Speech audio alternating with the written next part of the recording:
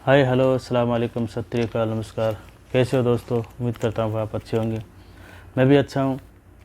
मैं इंडिया से असलम। ये वीडियो बहुत ही प्यारी इंटरेस्टिंग होने वाली है। ये वीडियो आप शुरू से लेकर लास्ट तक जरूर देखें।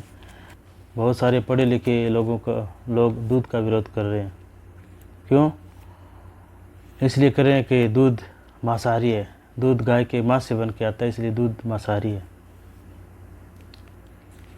चाहे गाय का पी लो, चाहे भैंस का पी लो, दूध तो मांस से बन के आएगा ना। अंदर से गाय के जिस्म से बन के आएगा, भैंस के जिस्म से बन के आएगा। ये बाहर से तो आता नहीं है, शरीर के अंदर से बन के दूध आता है।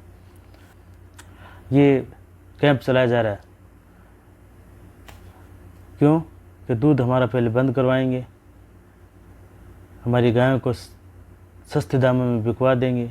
क्योंकि छोटे जो कारोबार है, जो दूध वाले हैं, उनको कारोबार ठप हो जाएगा, उनका कारोबार बंद हो जाएगा।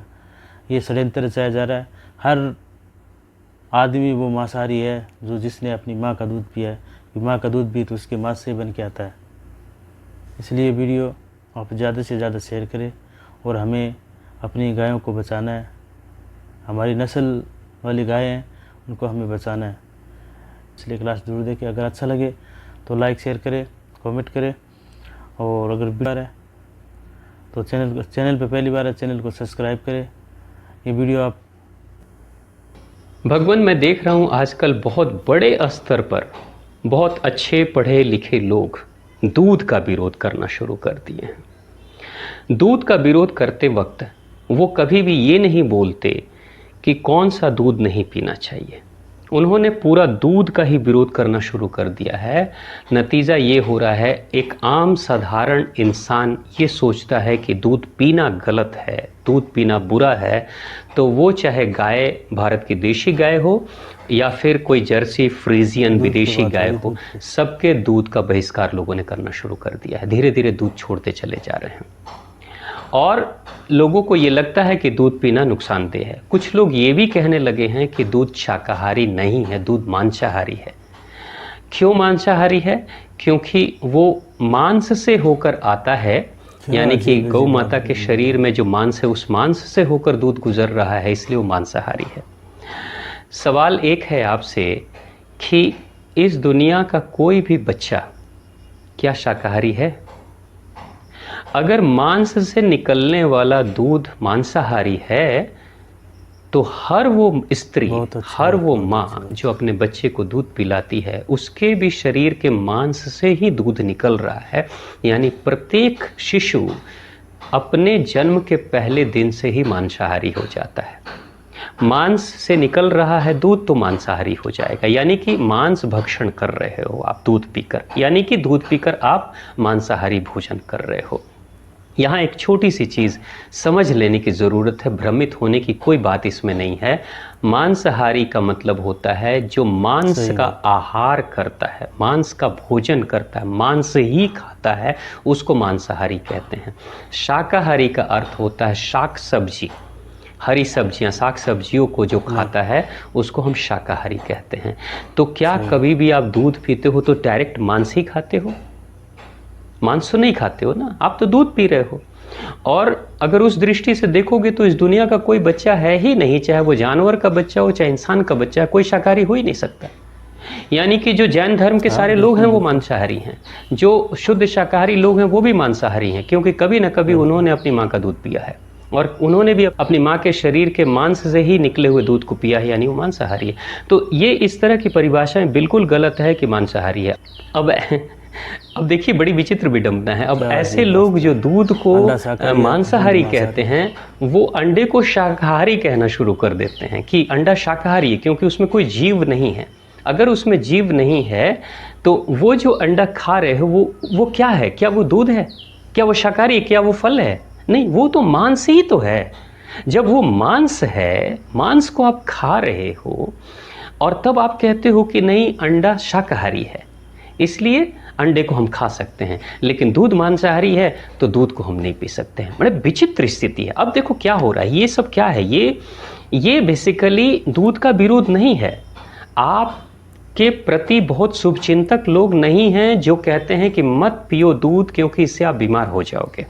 वो शुभचिंतक की बातें नहीं कर रहे हैं, बहुत बड़ा षड्यंत्र इसके पीछे कार्य कर रहा है। सही। पहला षड्यंत्र ये कर रहा है कि पहले तो लोगों को धीरे धीरे दूध से दूर कर दो, और लोग जब दूध से दूर हो जाएंगे, दूध को छोड़ देंगे, तो सबसे पहली जो हत्या होगी वो हत्या होगी उन लोगों की जो छोटे दूध के व्यापारी हैं, जो गौशाला चलाते हैं, जिनसे कि उनके घर की रोजी रोटी चलती है या उनका परिवार चलता है। यानी कि जितने भी गौपालक हैं वो सब के सब धीरे धीरे चल के, क्योंकि उनके कस्टमर खत्म हो जाएंगे, लोग दूध पीना बंद कर देंगे, और धीरे धीरे ये छोटे व्यापारी सारे के सारे बेरोज़गार हो जाएंगे और अंत में ख़त्म हो जाएंगे। जितने भी छोटे गौशालाएं हैं सारी बंद हो जाएंगी और बाद में ये व्यापार बंद हो जाएगा। अभी मैंने सुना है कि राजस्थान की सरकार ने ऐसा कोई नियम निकाला है कि एक से ज़्यादा गौ माता को आप अपने घर में नहीं रख सकते। अब जरा सोचिए, एक से ज़्यादा गौ माता को नहीं रख सकते, और भारत में सबसे ज़्यादा और सबसे अच्छी नस्ल की जो गौ माताएं हैं वो राजस्थान में पाई जाती हैं। अब वहाँ के लोग अचानक अपनी जो 2, 4, 5 गौ माताएं हैं उनको कहाँ रखेंगे, कहाँ भेज देंगे? तो स्थिति क्या होगी कि धीरे धीरे ये सारी गौ माताएँ जो हैं वो आहिस्ते आहिस्ते उनको वहाँ से हटाना पड़ेगा, क्योंकि सरकार ने ऐसा रूल बना दिया है कि एक से ज़्यादा गौ माता को आप नहीं रख सकते हैं। यानी कि बाकी जो 2, 4, 5 हैं आपके घर में, उनको किसी भी एड़े डेढ़े दाम पे, है ना, उल्टे सीधे दाम पे बेच दो, हटा दो, या कहीं पे भी उनको भगा दो, क्योंकि अब वो गैर कानूनी हो गया है।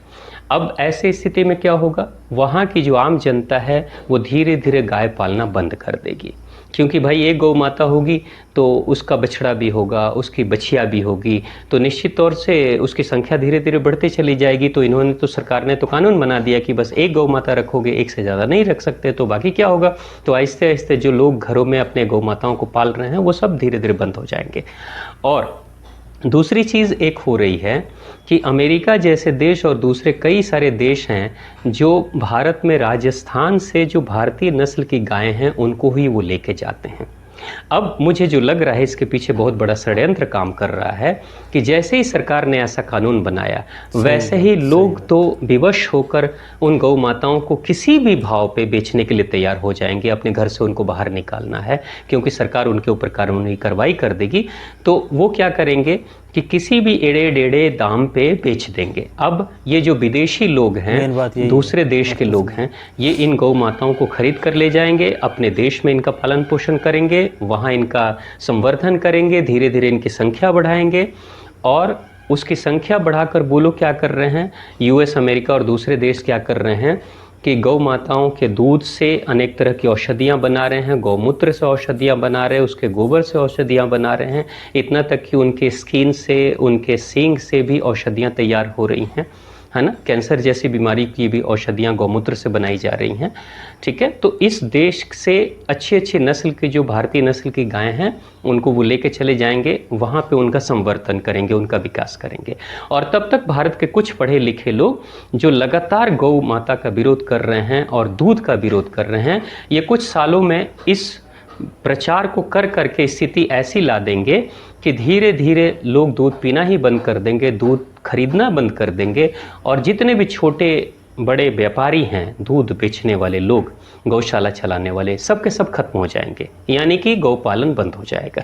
अब जब पूरी तरीके से गौपालन बंद हो जाएगा तब क्या होगा? अब दूसरे स्टेज का षड्यंत्र शुरू होगा भारत में।